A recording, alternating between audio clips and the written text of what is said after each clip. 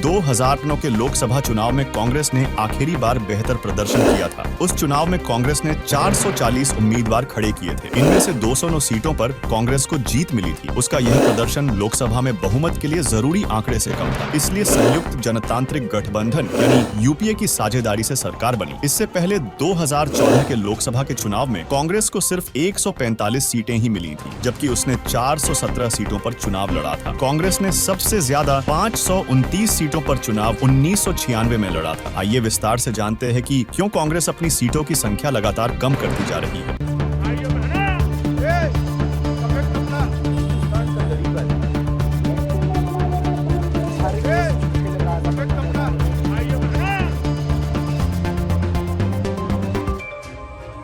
अठारहवीं लोकसभा के लिए हो रहे चुनाव के पहले चरण में 102 सीटों पर मतदान हो चुका है। इस बार कांग्रेस इंडिया गठबंधन का हिस्सा है। कांग्रेस अब तक 301 सीटों पर अपने उम्मीदवार उतार चुकी है और उसके 300 सीटों पर ही चुनाव लड़ने की संभावना है। यह 1951 से लेकर अब तक के इतिहास में ऐसा पहली बार होगा कि कांग्रेस इतनी कम सीटों पर चुनाव लड़ेगी। कांग्रेस ने 2014 के चुनाव में 464 उम्मीदवार उतारे थे। वहीं 2019 के चुनाव में उसने 421 सीटों पर उम्मीदवार खड़े किए थे। साल 2019 में उसे 421 सीटों में से केवल 52 पर ही जीत मिली थी। वही आइए जानते हैं कि इस समय कांग्रेस की हालत कैसी है। आपको बता दें कि ऐसे में कांग्रेस की इस स्थिति पर कई सवाल उठने लाजमी हैं। राजनीतिक गलियारों में इस पर खूब चर्चा भी हो रही है कि सबसे पुराने राष्ट्रीय दल कांग्रेस को ऐसा क्यों करना पड़ा। वही जानकार बताते हैं कि पिछले 10 साल में कांग्रेस का संगठन पूरी तरह से चरमरा गया है। यह स्थिति उसी तरफ इशारा करती है। वही लंबे समय से कांग्रेस पर नजर रखने वाले लेखक और राजनीतिक विश्लेषक रशीद किदवई ने मीडिया से बातचीत में कहा कि मौजूदा समय में कांग्रेस अपने अस्तित्व की लड़ाई लड़ रही है। उन्होंने कहा, इस बार के लोकसभा चुनाव में कांग्रेस को समझ में आने लगा था कि वो सिर्फ अपने बूते भारतीय जनता पार्टी और खास तौर पर प्रधानमंत्री नरेंद्र मोदी से लोहा लेने की स्थिति में नहीं है। इसलिए उसने क्षेत्रीय दलों पर ज्यादा भरोसा किया। इसे एक तरह से ऐसे भी कहा जा सकता है कि उसने त्याग की भावना से ऐसा किया है। दरअसल इस बार कांग्रेस ने अपनी जीत का लक्ष्य भी कम ही रखा हुआ है। वो आधे की भी आधी सीटें जीत पाए तो वो संगठन के लिए बहुत बड़ी उपलब्धि होगी। लेकिन कांग्रेस का क्षेत्रीय दलों के साथ गठबंधन कितना मजबूत होगा, ये तो समय ही तय करेगा। कांग्रेस ने गठबंधन तो कर लिया है, मगर उसके साथ आने वाले दल अपने अलग अलग घोषणा पत्र लेकर आए हैं। उन दलों ने कांग्रेस के घोषणा पत्र को पूरी तरह से आत्मसात नहीं किया है। इसलिए कांग्रेस के इंडिया गठबंधन को कितना चुनावी लाभ मिल पाएगा, ये तो नतीजे ही बताएंगे। कांग्रेस के घोषणा पत्र को इंडिया गठबंधन का साझा घोषणा पत्र होना चाहिए था। यहाँ भी कांग्रेस चूक गई। वही आइए जानते हैं कि कितनी सीटों पर क्षेत्रीय दल लड़ाई में है। वही जानकार कहते हैं कि लोकसभा की कुल 543 सीटों में से लगभग 200 ऐसी सीटें हैं जिन पर भारतीय जनता पार्टी का क्षेत्रीय दलों से सीधा चुनावी संघर्ष है। इस मायने में भी कांग्रेस के पास इससे बेहतर विकल्प उपलब्ध नहीं था। कांग्रेस के पास तो मौजूदा हालात में सभी सीटों पर लड़ाने के लिए उम्मीदवार ही नहीं नजर आ रहे हैं। ऐसे में यही एक विकल्प उसके सामने था कि वो क्षेत्रीय दलों का ही समर्थन करे और उनसे समर्थन ले। वहीं पर कुछ राजनीतिक टिप्पणीकार कहते हैं कि जो कांग्रेस कर रही है वो राजनीति में कुछ नया नहीं है, क्योंकि पहले ऐसा भारतीय जनता पार्टी भी कर चुकी है। वो कहते हैं कि विभिन्न दलों के बीच गठबंधन ही भविष्य की राजनीति का स्वरूप होने वाला है। काफी कुछ बदला है राजनीति में भी। अब क्षेत्रीयता भी बढ़ रही है और क्षेत्रीय महत्वाकांक्षाएं भी। जो मौजूदा राजनीतिक माहौल है उसमें काफी कुछ बदलने वाला है। आने वाले सालों में राष्ट्रीय दलों का मत प्रतिशत भी कम होता चला जाएगा। कांग्रेस के लिए यही बेहतर विकल्प था कि वो खुद हाथ पांव मारने की बजाय और मतों का विभाजन करवाने की बजाय क्षेत्रीय दलों के साथ मजबूत गठबंधन करे। जानकार यह भी कहते हैं कि जिस दौर से कांग्रेस अभी गुजर रही है, ऐसे में उसके राजनीतिक भविष्य के लिए यही बेहतर रहेगा कि वो कम से कम सीटों पर लड़े और बीजेपी के उम्मीदवार को चुनौती देने वाले उम्मीदवारों का समर्थन करे। बाकी आपका क्या मानना है हमें कमेंट में बताएं और वार्ता 24 न्यूज चैनल को सब्सक्राइब करें।